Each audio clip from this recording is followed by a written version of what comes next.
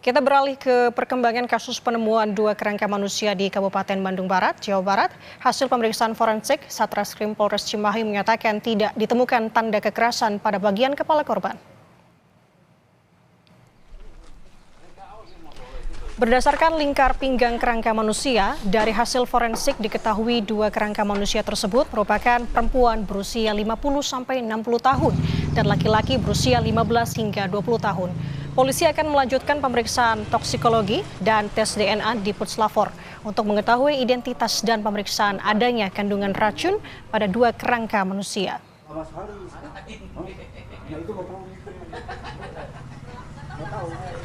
Untuk sementara kita belum bisa menyimpulkan terkait dengan apakah adanya dugaan tindakan kekerasan ya terhadap penemuan dua kerangka jenazah ini. Namun sampai dengan saat ini hasil forensik yang disampaikan bahwa memang di tengkorak atau di kerangka yang diperiksa tidak ditemukan adanya tanda-tanda kekerasan. Ingat, di tengkorak. Pekan lalu, saudara warga melapor pada polisi adanya penemuan dua kerangka manusia di Desa Tanimulya, Padalarang, Kabupaten Bandung Barat, Jawa Barat. Olah TKP dilakukan untuk mencari bukti-bukti tambahan guna mengungkap penyebab kematian dua kerangka. Sejumlah bukti seperti botol minuman, sisa makanan, dan ijazah SD dianalisa. Menurut Ketua RT setempat, korban pernah curhat tentang permasalahan keluarga. Ini juga termuat dalam flash disk yang ditemukan di rumah itu. Polisi menyebut pesannya sama dengan tulisan yang ada di dinding rumah korban yang isinya mengenai kekecewaan terhadap keluarga. Untuk mengetahui perkembangan kasus penemuan kerangka di Padalarang, kita terhubung dengan jurnalis Kompas TV Ahmad Falilah dari Kabupaten Bandung Barat. Falilah, selamat siang. Bagaimana hasil forensik yang dilakukan pada dua kerangka ini, Falilah? Ya, Nanda dan saudara, kemarin pihak kepolisian Satreskrim Polres sudah merilis terhadap hasil forensik sementara terhadap dua kerangka manusia yang ditemukan di Desa Tanimulya, Padalarang, Kabupaten Bandung, di mana dari hasil forensik tersebut tidak ditemukan adanya tanda-tanda kekerasan dari pemeriksaan di bagian kepala kerangka manusia tersebut. Dan selain itu hasil forensik juga mengetahui bahwa dua kerangka tersebut merupakan berjenis kelamin laki-laki dan perempuan, di mana untuk kerangka perempuan berusia di antara 50 sampai 60 dan kemudian laki-laki berusia dari 15 tahun hingga 24 tahun. Memang hasil forensik ini sangat menentukan bahwa untuk mengungkap misteri di balik penyebab kematian dua kerangka manusia.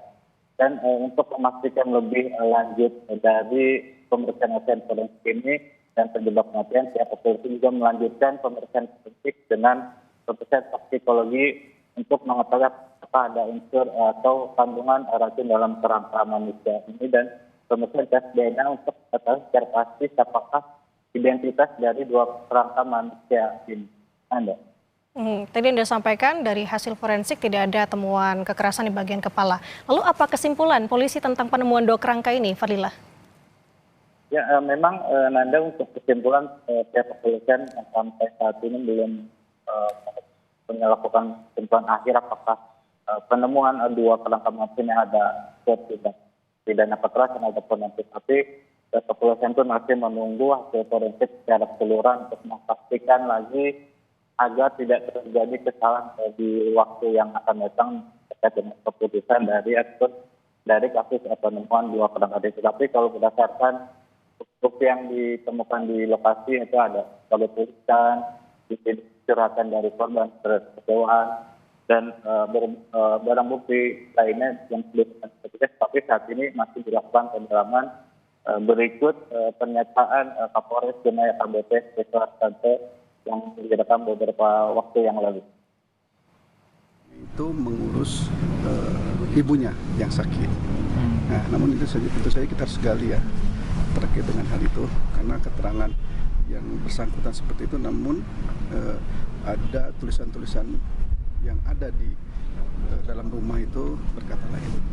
Namun itu kan perkara yang berbeda ya, antara penemuan kerangka jenazah ini dengan permasalahan yang mereka hadapi.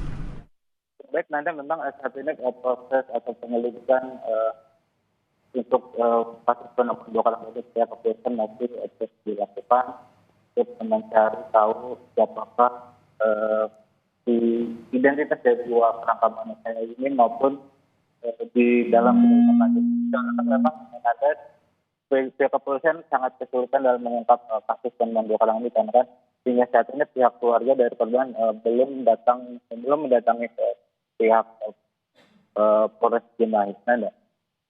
Fadilah, bisa Anda katakan sampai dengan sejauh ini apakah polisi telah memeriksa suami dan ayah korban serta mungkin saksi lainnya terkait dengan kasus ini? Ya, Nanda, memang ada fakta baru dari hasil penelitian dengan melakukan pemeriksaan saksi-saksi di mana sudah ada 11 saksi yang diperiksa oleh penyidik Satreskrim Polres Cimahi. Satu di antaranya adalah suami korban.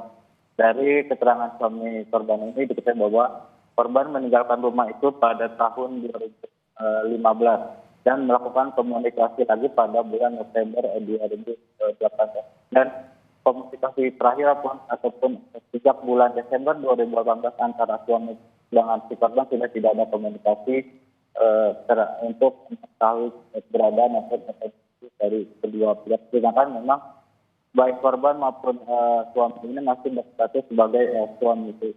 Dan fakta yang kedua adalah dari suami beralasan bahwa meninggalkan ataupun tidak pernah menjenguk korban ini dikarenakan alasan ingin merawat ibunya yang sedang sakit. Tetapi keterangan tersebut terus didalami oleh dikarenakan keterangan tersebut berbeda dengan adanya tulisan-tulisan di dinding yang ditemukan oleh petugas saat melakukan olah tempat petugas teror. Dan fakta terakhir yang menarik nanti di sini adalah meski sempat ditinggal selama dengan komedi, diketahui bahwa korban ini untuk menghidupi kesehariannya kan bekerja sebagai asisten rumah tangga. Sehingga berdasarkan ini pihak kepolisian belum ataupun membantah bahwa penyebab kematian dari dua kerangka manusia diakibatkan oleh diakibatkan kelaparan. Sehingga memang pada akhirnya adalah hasil forensik yang dilakukan pada dua kerangka manusia akan menjadi kunci